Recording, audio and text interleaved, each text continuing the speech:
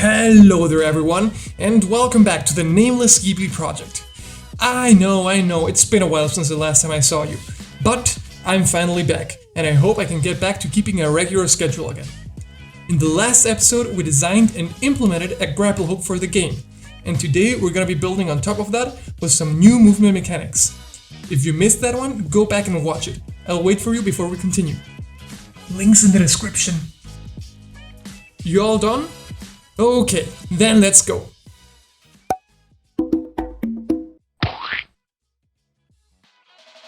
Fun movement is quite a subjective matter, because everyone has different preferences. For me though, when it comes to cool movement mechanics, it's really hard for my mind not to immediately go to the one and to the only...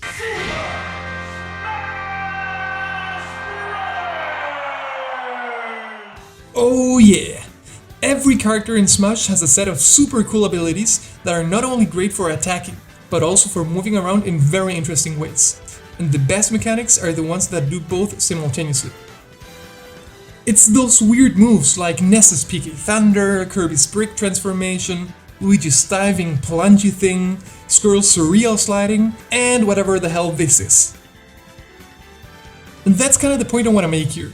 Fun or satisfying movement doesn't only get you from point A to point B, it also allows for player expression, and in the best cases, it simultaneously serves another purpose, like sending another player flying across the screen. Game. So with that in mind, I started playing with some building blocks to try to discover what those abilities would be for my character. Wait, what? What I'm about to show you might make it look like I just regressed to when I was 10 and loved playing with Legos and Duplos and that kind of stuff. But this is actually quite a useful thing. What you see before you is a model, or a mock-up, which starts with a simple drawing of the game's terrain and then expands into the third dimension with these blocks. What this model does is help me with two things. First, it's a good tool to get a better feeling of the size of and the distance between the objects in the games in relation to the character and each other. That's why I drew the Unity scene on paper and then added blocks to imitate trees, pillars, rocky platforms and such. And second, I can move around in space with my character, in this case represented by this little paper ball, and imagine what kind of movements would be fun to use before properly designing them. Well, maybe I did regress a little bit. I've been playing a lot of Super Mario Odyssey lately, which, by the way, if you haven't, then what the hell, dude? I think I might have been biased by it, because I always keep picturing my character doing some quick and flashy moves, like last episode's grapple hook. That's obviously all nice and good, but the challenge that arises then is to blend that in with the floaty and peaceful character that I want for my chilled and laid-back game. Luckily for me, I think that I found my answer to that again in Smash, more specifically in Ness. Like all characters in Smash, he's got super flashy and quick moves, but at the same time he's also very floaty. For example, if we compare him with Fox from Melee, which is probably the least floaty character in that game, we can see that he's got much more airtime, especially when they are using their double jumps. So I'll basically just rip him off and hope for the best. After having played with this for a while and getting some ideas for the moveset, my next step is to set up the documentation. There's a debate that's been going on for ages about whether or not developers should use a game design document, or GDD. Personally, I like using one, and I think that probably most developers would benefit from it, even when they're working alone. And if we're working in a team of like 3 people or more, I think that it's pretty much a must. First, let's talk what it even is and what it's for. The documentation is where all the information about the game you're designing resides. Your characters, your storyline, all the mechanics, the genre, and even the art style and music are all in here. And the cool part is that every team member has access to it. So when you're, for example, coming up with an extremely intricate design for your overly complicated inventory system, you can describe it down to every tiny detail. Then, the programmer will be able to read the entirety of your design right here. That's always much better than just trying to explain it in a conversation. And then he'll come back to you with all the reasons why your inventory sucks and why it won't work. So in essence, the GDD is a communication tool. And even though it's mainly created and maintained by designers, it works best when everybody in the team works with it. When it comes to the format, a good comparison for documentation is a fandom page or a wiki page. Going back to the original Smash for the N64, if we look at its wiki page, we'll see that all the information about the game is here, and it's easily readable. If we go to characters, we'll be greeted by the entire roster. And if we click on one of them, let's say Captain Falcon, we'll see very detailed information about him, down to the input and the damage percent of each of his attacks. With the game's documentation, it's the same. Clarity, readability, and well-organized information are the key to good documentation. The tools used to make a GDD are not the most important part of it. You can even make it medieval style with pen and paper if you want. The important thing is that you create a centralized and well-organized document that is easily accessible and editable by the entire team. In my case, I like using Confluence, because with it, it's super easy to make simple Wikipedia-like pages that are easy to navigate, and also because it's free. So let's take a look at my documentation and what I have in it. As I haven't worked much on the design of the game yet, you'll see that it's still quite incomplete, but you can already see the design pillars of the game, some basic information about the art style, and what we want the players to feel when playing the title. And if we click on the movement section of the main character, we can see the movement mechanics I came up in the previous step with the building blocks. We've got a regular jump, a double jump, a dash, 2 types of grapple hooks, a short climb, gliding, and a wall jump. And for all of them, I have a video reference that depicts the essence of the move. Another very helpful thing you can do is create a flowchart or a diagram that shows from what state each ability can be triggered. That way, even before actually starting to write any code, the programmer can already have a good idea and a good sense of how it should be implemented. Out of the 8 abilities that I want to have for my character, these 3 you have already seen implemented in previous episodes. And we'll continue with these 2 in Unity right now. So let's get into it.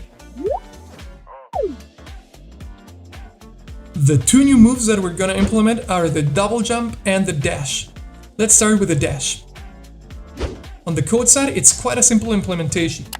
Basically, I set the falling bull to false, then just apply a force that pushes the character controller in the direction he's facing. I display this weird blue cylinder behind the character's back for visibility, and that's it. This is what it looks like in action.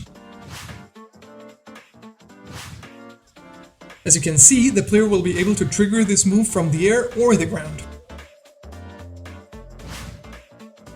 Moving on to the double jump, it'll work similarly to how it does in Smash. You're gonna have a regular jump, which works like this, and then you're gonna have your double jump, which you can obviously only use when you're in the air, but not only after jumping. You can also use it if you fall from an edge, even if you didn't jump before.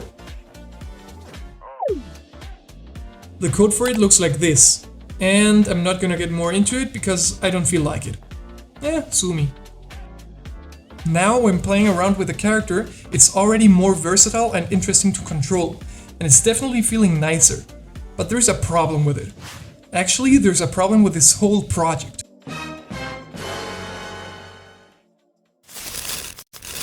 When it comes to my game, I'm seeing 2 big issues: time and quality. In the episode about game design, we took a look at some early prototypes and how they were made very quickly. For me though, it's already been about a year now since I started working on the Nameless Ghibli project, and I still don't even have a core game loop. That's bad. At the beginning, that wasn't really a problem because I wanted to focus on the art assets, but at this point I really wanted to have more of a game. And I know that this is partly because I'm not a programmer nor an artist and blah blah blah, all those excuses that I've repeated like a million times in this devlog, which basically translates into me working very slowly. But actually, I think it's mostly because of 2 different reasons. One is that poor naive past me didn't actually think that making a devlog on YouTube would take much time. Oh boy, how wrong I was. And the other one is that this project is sadly not my main occupation. And that's a bit frustrating sometimes, because I'd really love to put all of my time and all of my effort into this game and this devlog, but I simply can't. Taking all that into account, this has still been too slow. The second problem I see is about the dubious quality of the game itself, especially when it comes to programming and the character controller. I can see myself learning more about 3D modeling and 3D art and texturing and actually getting better at making Ghibli-styled assets. And most importantly, dude, that actually sounds amazing! Come on, let's do it! When it comes to programming though, whew, not so much.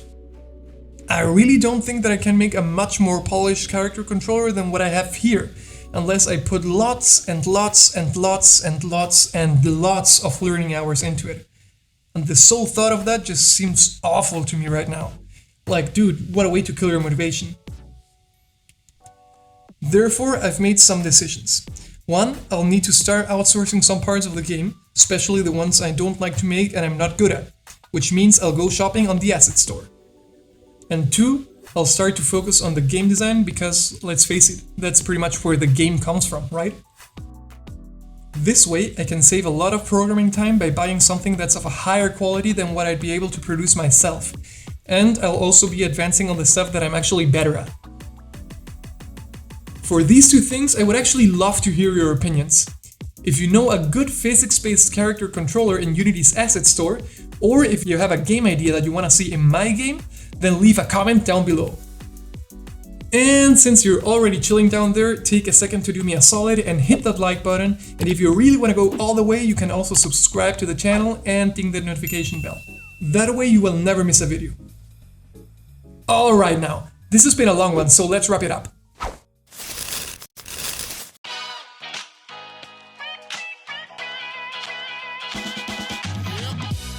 I'm super excited to be back on the project again. And now more than ever, because I'm gonna be working on game design, which is what I love the most in game development. For the next episode, I hope to have a rough design of the game's core loop, as well as a small prototype. These two things might take a while, but I think it's a step in the right direction. In the meantime, I wish you all the best. Thanks a lot for watching, have an amazing day, and I'll see you in the next episode. Bye bye!